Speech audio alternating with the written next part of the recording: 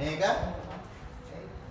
කලාප වලට වෙන් කරනවානේ අපි. දැන් එතකොට මොකද්ද කිව්වේ? මෙහෙම ලොකු සංඛ්‍යාවක් දුන්නාම ඒ සංඛ්‍යාව කලාප වලට වෙන් කරන්නේ ඇයි? ලොකු සංඛ්‍යාවක් කියවන්න එකපාරට එකන අමාරුයි නේද? අපි ඒක වල කරන්නේ ලොකු සංඛ්‍යාවක් දුන්න ගමන් තියන්න ලොකුයි නෙවෙයි. දුන්න ගමන් අපි කලාප වලට වෙන් කර ගන්නවා නේ. ඒතර අපේ නීතිය මොකද්ද? අපේ නීතිය තමයි සංඛ්‍යාව ගත්තාම ලොකු සංඛ්‍යාව අරගෙන ඒ සංඛ්‍යාවේ දකුණු පැත්තේ කෙළවරේ ඉඳන් නේ. කෙළවරේ තියෙන සංඛ්‍යාව ඉඳන් සංඛ්‍යා 3 තමයි වෙන් කරන්නේ. හරිද?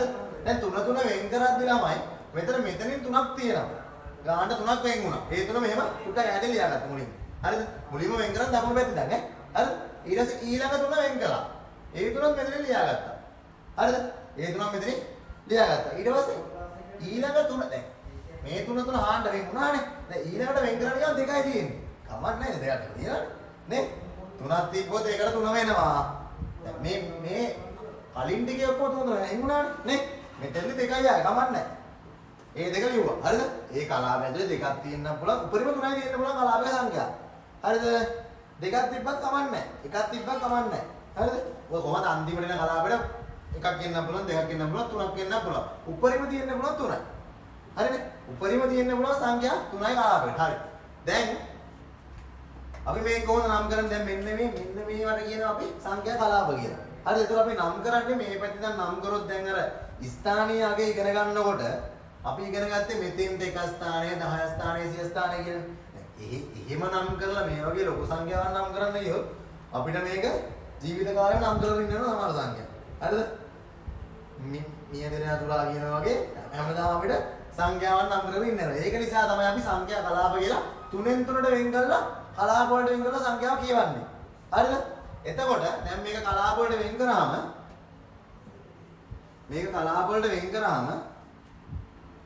මෙන්න මේ අන්තිමට මුලින්ම වෙන් කරන කලාපයට අපි කියනවා මොකද්ද? ඒකක කලාපය. හයියෙන් කියන්නේ. ඒකක කලාපය. නේ? කටකොට සද්ද එන්න උඩට. ඒක කලාපය. ඊළඟ කලාපෙට මොකද්ද අපි කියන්නේ? දහස් කලාපය.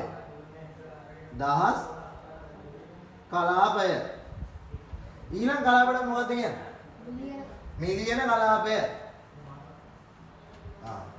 මිලියන කලාපය. හරි.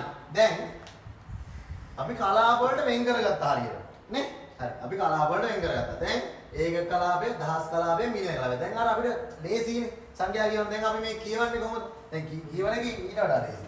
ඔක්කොටම වඩා ලේසි කියවන ආකාරය. කියවන ආකාරය ලිව්වොත් ඔක්කොටම වඩා ලේසි. මොකද්ද කියවන ආකාරය? කියවන්නේ අපි මුලින් ඉඳන්නේ නේ. අපි කියවන්න වඩා කරන්නේ මුලින් ඉඳන්. දැන් මෙතන තියෙන්නේ මේක මිලියන කලාපය නම්.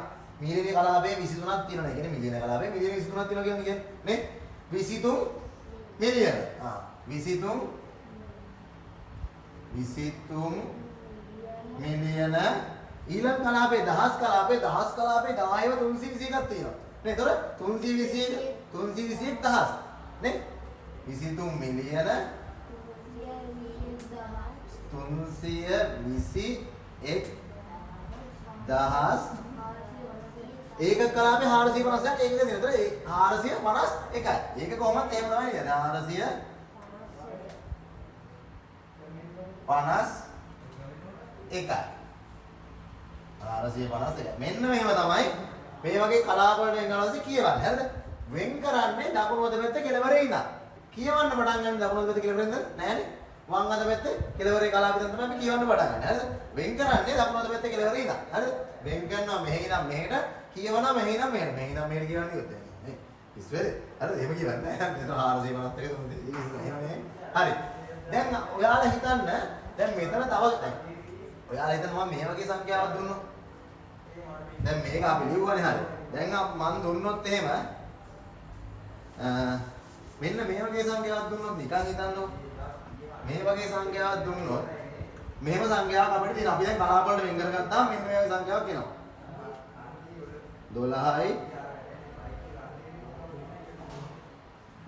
දැන් මෙතන කලාප කීයක් තියෙනවද?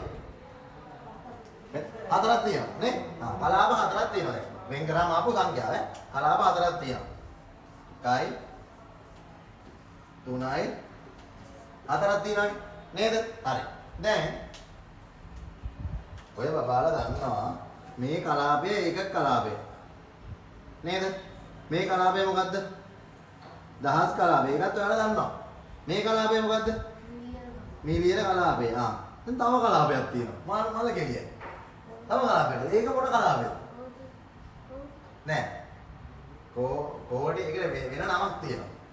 කෝටි කියන සමාන අපේ ගණිතේ ලියද්දිම ඉතින් කෝටි ගොඩක් පාවිච්චි කරන්නේ නෑ. මේ මිලියන වගේම තව නමක් තියෙනවා. මොකද්ද? ට්‍රිලියන් නෙමෙයි ඊට කලින් ගත්තේ. බිලියන. මේ කලාපය තමයි බිලියන කලාපය. හරිද? මේක ඒකක පළවෙනි ඉලක්කම් තුනේ කලාපය ඒකක දෙවෙනි ඉලක්කම් තුනේ කලාපය 1000 තුන්වෙනි ඉලක්කම් තුනේ කලාපය මිලියන හතරවෙනි එක බිලියන. ඔන්න තව එකක් ආවොත් ඒක ට්‍රිලියන. හරිද? එතනින් ඇති ඉතිහාස ඕනේ නැහැ. ඒක ඕනේ නැහැ. ඕනේ නැහැ. අනවශ්‍ය දේවල් ඕනේ නැහැ නේ. දැන් හරිනේ. දැන් තේරුණා නේ? දැන් ඔන්න දැන් ඕගොල්ලන්ට මේ වගේ මේ සංඛ්‍යා කලාප ඕනේ ඔය ලොකු සල්ලිකාරයෝ ඉන්නේ. ලොකු සල්ලිකාරයෝ ඊළ බැංකුවේදී සල්ලි දානවනේ නේ. මේ වගේ ලොකු ගණන් දාන අය ඉන්නවා. අන්න ඒ වගේලාට මේ වගේ සමහර වෙලාවට ඔය ලියනෝට ඈඩ් කරලා ලියනවා. ඒ ලියන්නේ මොකද? සංඛ්‍යා කලාප වලින් ලියන්නේ. ඒතර කියවන්න ලේසියි. හරිද? දැන් එතන ඕගොල්ලන්ටත් මේකෙදී උදව් ඉස්සරහට ඕන වෙන්න පුළුවන්. හරිද? එහෙනම්